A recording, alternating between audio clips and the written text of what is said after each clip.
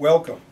What I'd like to do today is provide an overview of the influence of motivation concepts on leadership theory.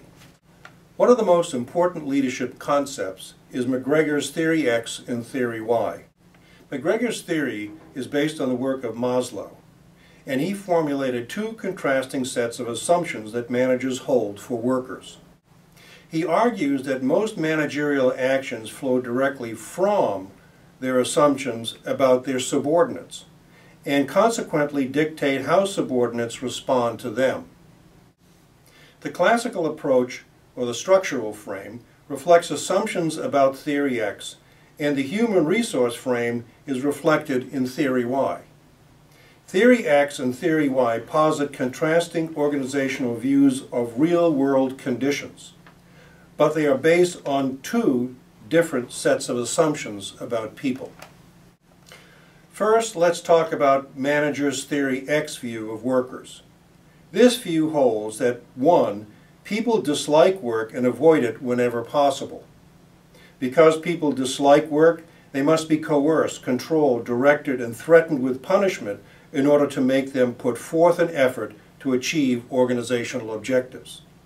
3. People prefer being directed and controlled by someone in authority. And 4. Workers value job security above other job factors and have little ambition. Argyris notes that Theory X has two patterns. The first pattern is Hard X. It's a no-nonsense, highly directive leadership style that uses tight controls and close supervision. The second is Soft X. It advocates persuasion and buying compliance from subordinates and is viewed as benevolent paternalism. The clear intention of Theory X, hard or soft, is manipulating, controlling, and managing people in the classical structural sense. Now, let's look at Theory X in practice. Basically, managers have no trust of employees. Decisions are imposed. Subordinates are motivated by fear, threats, and punishment. Control is centralized and exercised from the top down. There is little supervisor-subordinate communication, and workers are opposed to management goals. In sum, managers think that if there's a problem here, you're it, or they tell workers it's my way or the highway. On the other hand, Theory Y presents a different view. Managers who accept the assumptions of Theory Y have a different view of workers that will guide their action in dealing with employees in the organization. Theory Y posits that 1. Work is viewed as natural and satisfying. 2. People at work will exercise initiative, self-direction, and self-control on the job and are committed to achieving organizational goals. 3. People learn to accept responsibility and frequently seek it out. And 4. Employees value the ability to make good decisions and seek out opportunities to participate in decision-making at work. Theory Y in practice is basically developmental and focuses on building identification with and commitment to worthwhile objectives, as well as building mutual respect and trust. Now let's look at Theory Y in practice. Management is viewed as having trust and confidence in subordinates. Decision-making is dispersed, communication flows up, down, and laterally in the organization. Motivation is by participation and authentic rewards. Extensive and friendly supervisor-subordinate interaction is normative, and widespread responsibility for controlling work is expected. Douglas McGregor didn't challenge management's responsibility to organize the elements of an enterprise. However, he did challenge managers to behave differently. He argued that people are not passive or indifferent by nature, but they may become so as a result of their experience in an organization. This is often referred to as learned incompetence, or if you treat people as though they're infants, they'll act like infants. McGregor states that the essential task of management is to arrange organizational conditions so that the interests of people and the organization coincide.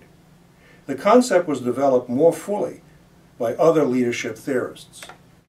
For example, Blake and Mouton developed the managerial grid that describes two-dimensional leadership theory that includes a concern for production and a concern for people.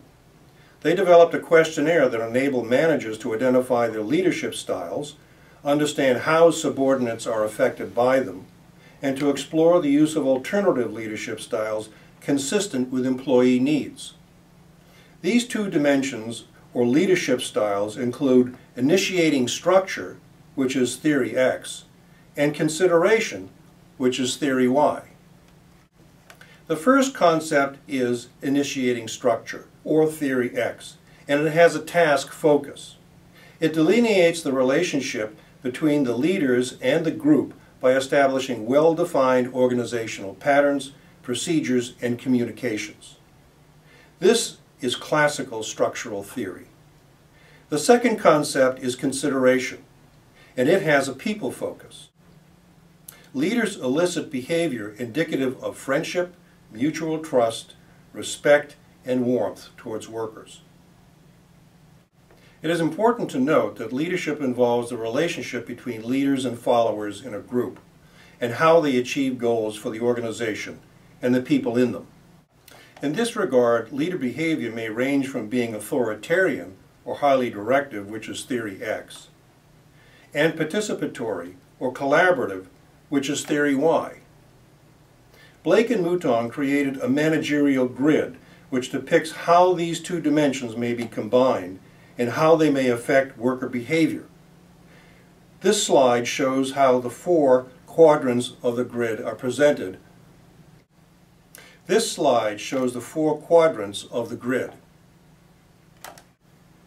Blake and Mouton found that effective leaders are viewed by subordinates as having a combination of high consideration and high structure that is depicted in the grid as 9-9 in the upper right-hand quadrant. The other quadrants are described as 1-1. The leader is uninvolved with people or task. In 9-1, the leader has high involvement in task, but low concern for people. 1-9 has high concern for people, but is uninvolved with task. Again, 9-9 combines high people and high task and is the optimum integration of consideration and structure. Blake and Mouton's work argues persuasively for balancing management and leadership. In their view, initiating structure focuses on accomplishing tasks and delineates a relationship between the leaders and the group by establishing well-defined organizational patterns, procedures, and communications. Theory X. Task-oriented managers provide organizational stability.